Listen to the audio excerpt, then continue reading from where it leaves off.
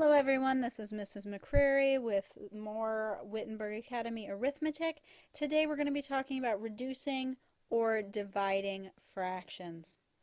We're going to start with Pure Mathematics, section 23, and what it tells you to do is to invert the divisor and then just continue on as you would with multiplication. So let's look at this first example. We have 7/9 divided by 5/8. So our divisor is this 5/8 here. We're going to invert it. So it will turn into 7/9 times 8/5. So proceeding as we would with multiplication, 7 times 8 is 56, and 4 times 5 is 45. And then if you need to, then you can reduce from there. Now, Pure Mathematics does also have some more interesting looking problems, such as this here. So before we can worry about this division over here, we need to first take care of this squared. And in case you don't already know, when we square something, we're just multiplying it by itself. So what we want to do is convert this mixed number into a fraction, into an improper fraction. So we will take our integer times our denominator. 3 times 2 gives us 6, and add our numerator, so that gives us 7/2 times 7/2 equals 49/4.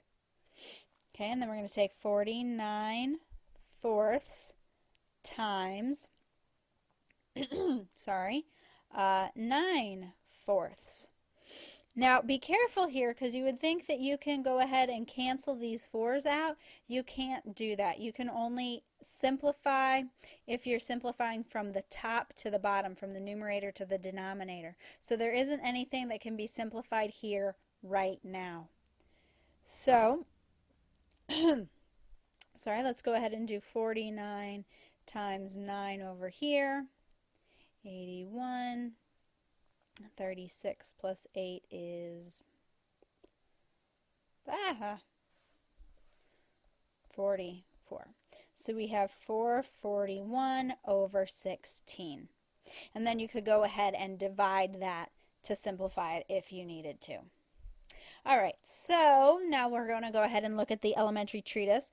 And numbers 75 and 76 are actually basically saying the same thing.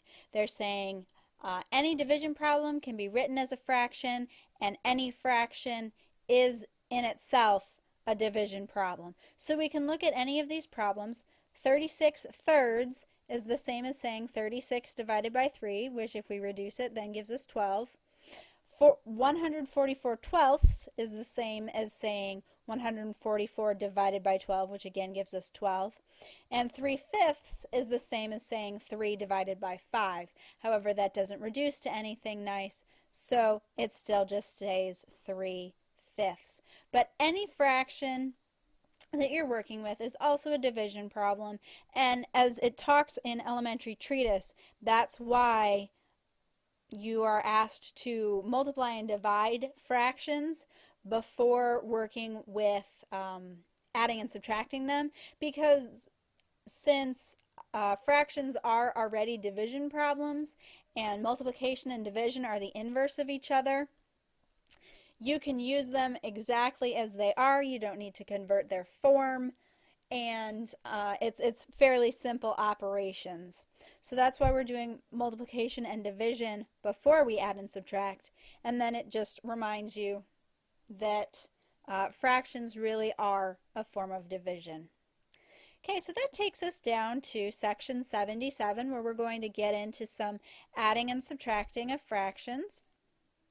Okay, so 77 says to add or subtract a fraction having the same denominator, the sum or difference of their numerators must be taken and the common denominator written under the result. So that means we just look at our numerator. 3 plus 1 gives us 4, and then our 5's are the same, so we just carry that over. All right, down here, 8 minus 6 is 2, and we bring over our common denominator. In section 88, it talks about to reduce any two fractions to the same denominator. I'm sorry, hold on. I don't want to be multiplying these. We want to add them. Okay, to reduce any two fractions to the same denominator, the two terms of each of them must be multiplied by the denominator of the other. So that means in this first example, we have 2/3 plus 4/5. We cannot add or subtract until we have the same denominator. So we are going to multiply both the numerator and the denominator by the 5, and then the numerator and the denominator by the 3. So I'm going to write my 5's over here to keep track of them. So that is going to give me 10 over 15, and then 3 over 3. And you can write your multiplication sign to help you make sure you know what you're doing. Now that doesn't change your problem. This isn't these 3 over 3 and 5 over 5. That's not actually part of the problem. So I write them a little smaller. Okay, so 4 times 3 is 12. And now we have that 15. And then, as it said, in section 77, we just add our numerators and bring over our common denominator. All right, so in here, in this next one, 6/11 plus 7/9, again, we're going to multiply the two terms, the numerator and the denominator, by 9. And here we'll multiply our two terms, our 7 and our 9, our numerator and our denominator, by 11, because we're not changing the value. Remember, if we just multiplied the numerator or we just multiplied the denominator, that would change the value of our fraction, and that is not what we want to do. We just want to rewrite it so that both of these fractions have the same denominator. All right, so let's go ahead and do that. I'm going to scooch down a bit. Okay, so 9 times 6 is 54. 9 times 11 is 99. Plus 77/99.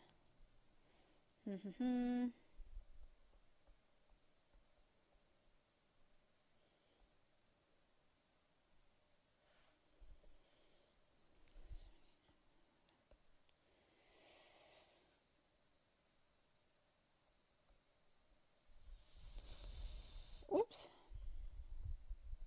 And then again, you can simplify from there. So again, just to restate all the things that we're doing, when you're dividing, you want to invert that denominator. Invert the divisor, invert the second number, and then just multiply as you normally would. Again, anything the squared means multiply it by itself, and then invert your denominator and multiply. Fractions or division.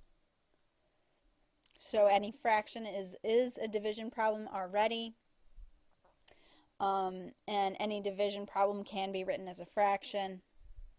When we have a when we have the same denominator, we're just then going to be looking at the numerators, and our common denominator just stays constant throughout both of our addends and then into our sum, and both of our numbers and then into our difference. And then to make a common denominator, we're going to multiply both terms, both the numerator and the denominator, by the opposing denominator on both fractions. All right, so if you have any questions about that, feel free to email me, post anything in the forums, or we can discuss them at the live chats.